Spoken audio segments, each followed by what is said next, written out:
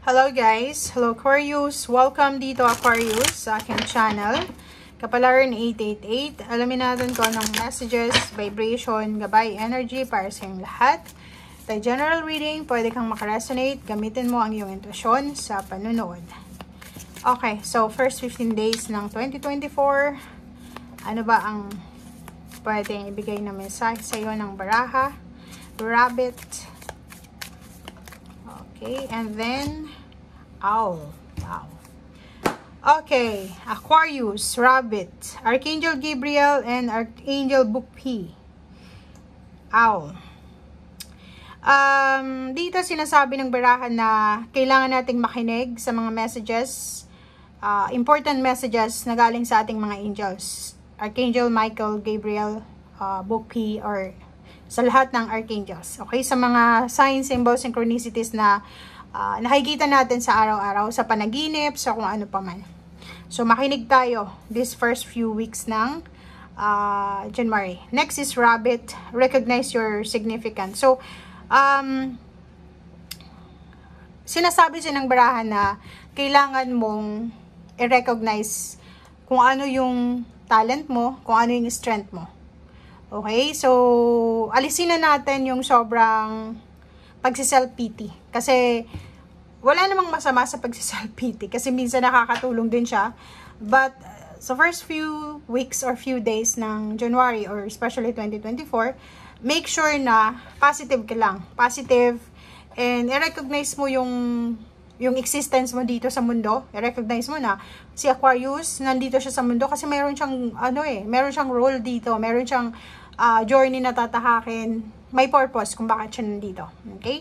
Recognize, have faith, and kailangan natin ng pag-asa. Okay? Bigayin mo yan sa sarili mo. Isipin mo na nandito ka kasi may purpose ka.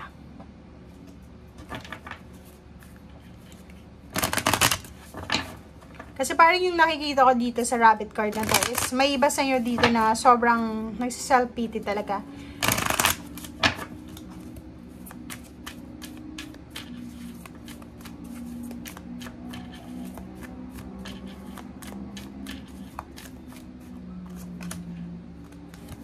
Sabi ko na eh. May iba sa inyo dito, Aquarius, na maraming mga dinanas na rejection sa 2023. Lalo na sa usaping trabaho. 'Di ba? Nag-apply ng trabaho, na-reject. Nag-apply ng loan, na-reject.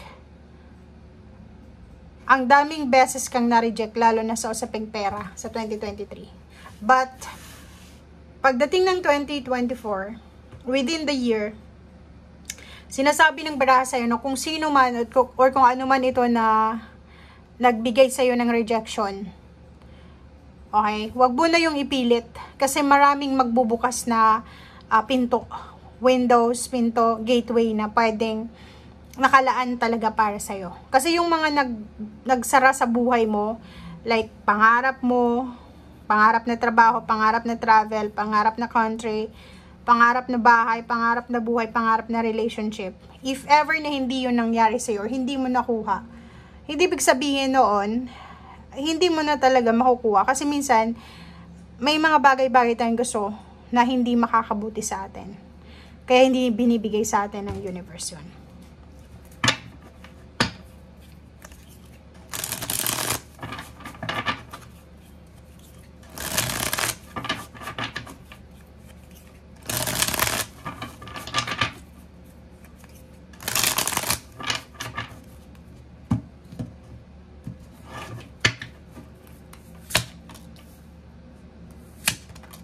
Okay.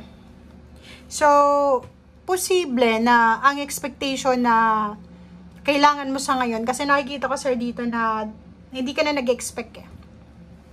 Ayaw mo nang mag-expect, ayaw mo nang maging positive kasi feeling mo every time na nag-expect ka, hindi nangyayari. But, kung makikita mo dito, magiging sobrang saya ka. And if ever man na hindi ikaw to, pwedeng member ng family mo yan eh. It's either kapatid mo, kaibigan, parents, magulang, pamangkin, ang posibleng makakaupo dito sa King of Pentacles. Pwedeng hindi ikaw, pwedeng karelasyon mo, Or pwedeng ikaw to, 'di ba? Huwag mong ilagay yung sarili mo na parang hindi mo deserve yung blessings. Kasi may blessings sa paparating eh. Makakaupo ka doon sa success na yon na matagal mo nang hinihintay, na pwedeng maging dahilan ng family happiness, parang gano'n. So, wag kang masyadong mag-self-pity. At ang barahang to is para sa'yo to. 'Di ba? Para bigyan ka ng motivation na kung ano man yung nangyayari sa'yo sa ngayon, hindi yan yung final mo. Kasi may parating pa na emotional happiness, fulfillment, success. Bakit ka masaya? Dahil sa success ng family. Bakit ka masaya? Dahil sa success mo. Parang ganun. So, may magbabago sa buhay mo. So, may magbabago dyan. So, wag natin masyadong kimkimin. Anong tawag doon? Personalin ang mga nangyayari sa buhay mo.